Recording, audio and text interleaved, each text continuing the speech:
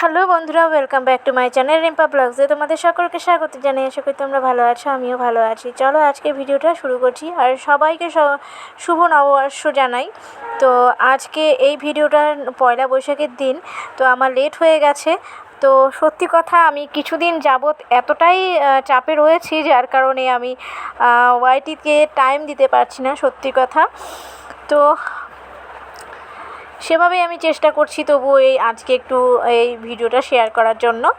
তো চলো দেখতে থাকো। আর এখানে দেখো, সকালবেলায় যেহেতু পয়লা বৈশাখের দিন, সকালবেলায় আমি স্নান সেরে আগে আমার গোপুসোনাকে স্নান করাচ্ছি। আর পুজোর দিন সকাল সকাল আমি সব বাসি কাজ সমস্ত করে নিয়ে একবারে স্নান করে নিয়েছি, যাতে পুজোটা আগে হয়ে যাবে, তারপরে রান্নাবান্না স্টার্ট করব। আর আজকের দিনে যেহেতু রবিবার পড়েছে, তোমাদের দাদাভাই বাড়িতেও রয়েছে, সে গেছে বাজারে। তো এলে পরে দুজনে মিলেই চা খাবো। তো তাই জন্য ভাবছি আমি, যেহেতু উপোস আছে একটু, তো উপোসটা থেকে পুজোটাও দিয়ে নিই, আর না হলে তো সেই আমার পুজো দিতে দিতে অনেকটা দেরি হয়ে যাবে। তো আমার ছোট্ট গপুকে দেখো স্নান করানো হয়ে গেছে, কি সুন্দর। তো এবারে মুছে দিয়ে আমি ড্রেস পরানো শুরু করে দিচ্ছি। আর গপুর জন্য আমি যেরকম নিজে হাতে তৈরি করি, এই যে দেখো ছোটো প্যান্ট তৈরি করা আছে। তো আমার সোনা গপুকে আমি এরকমভাবেই স্নান করিয়ে এভাবেই রেডি করে, তার মাঝেও অনেক কাজগুলো সেগুলো দেখানো হয় না সব কিছু, যেমন স্নানের জল রেডি করা, গা মোছানো, কীভাবে স্নান করানো হচ্ছে, সমস্ত কিছু আমি শেয়ার করতে পারছি না। তো যাই হোক, যতটুকু পারছি ততটুকুই তোমরা দেখো। তো এবারে চলো, আমি ওর মোটামুটি এখন রেডি করতে বসবো, একবারে রেডি হয়ে যাবে। তো তোমরা দেখতে থাকো ভিডিওটা। আর এখানে কি বলো তো, নিজে হাতে করা, তো এই যে ড্রেসটা দেখছো, এটা কিন্তু আমি নিজে হাতে তৈরি করেছিলাম। কারণ বাজারে গিয়েছিলাম, আর ওগুলো সে জামাগুলো যে সব দেখছি গরম দিনে প্রচণ্ড মানে কি বলবো, উগ্র ড্রেস হয়ে যাচ্ছে। তো আমি একটা সফট কাপড় দিয়ে, নতুন কাপড় দিয়ে সুন্দর বানিয়ে নিয়েছি। আর এখানে দেখো চন্দন দিয়ে দিচ্ছি ঠাকুরের কপালে, চন্দন, তারপরে তুলসী, এগুলো দিয়ে তো এখন সাজ সরঞ্জাম হবে। তো চলো দেখতে থাকো। ভগবানের এই যে আমার গোপুসোনা রেডি হয়ে গেছে সুন্দর, মানে ড্রেস পরিয়ে, মালা পরিয়ে, এমনকি এই যে ফুল দিয়ে বসিয়ে দিয়েছি, মোটামুটি এইখানে রেডি হয়ে গেছে। তো এবারে এই ঘরে পুজোটা দিয়ে আমি চলে যাব মায়ের রুমে, যেহেতু এখানে দিচ্ছি, আর আমার তো ওই ঘরেও দিতে হবে। তো পুজোটা শেষ করে আমাদের পাশে একটা ইনভাইট ছিল, গতকালকে কালী পুজো হয়েছে, সেখানে এসেছি। আর দেখো কালী পুজোর প্রসাদ খেতে। তো ঠাকুরটা কিন্তু খুব সুন্দর হয়েছে, জায়গাটা খুব সুন্দর সাজিয়েছে। তো এই যে দেখতে পাচ্ছ, আমরা বসে পড়েছি খেতে। আর এদিকে প্যান্ডেলটাও একটু দেখানো ভাবলাম দেখিয়ে দিই। তো তখন অনেকটা বেলা হয়ে গেছে, দেরি হয়ে গেছে, তাই লোকজন ফাঁকা হয়ে গেল। তো বাড়িতে এসে দেখি তোমাদের দাদাভাই এসেছে, আর শেয়ার করিনি। তো এই যে মাছগুলো নিয়ে এসেছে, এই মাছগুলো এখন দেখো আমি ভাজা করছি, কিছুটা এখানে রেখে দিলাম, আবার কিছুটা এপাশে। তো আর তোমাদের দাদাভাই এদিকে আমাদের গরুটাকে স্নান করানো হচ্ছিলো, দেখো শ্যাম্পু দিয়ে খুব সুন্দর স্নান করিয়ে দিচ্ছে। আর রান্না হচ্ছে চিকেন। তো যেহেতু পয়লা বৈশাখের দিন, চিকেনটা না খেলে কেমন কেমন লাগছে, আর অনেক দিন থেকে চিকেনটা হয় না। তো রান্নাটা এখন মোটামুটি হয়েই গেল। তো এদিকে চিকেন আর মাছের ঝোল তো দেখতেই পাচ্ছ, আর করেছি করলা আলু ভাজা। তো এই হচ্ছে আজকের রান্না।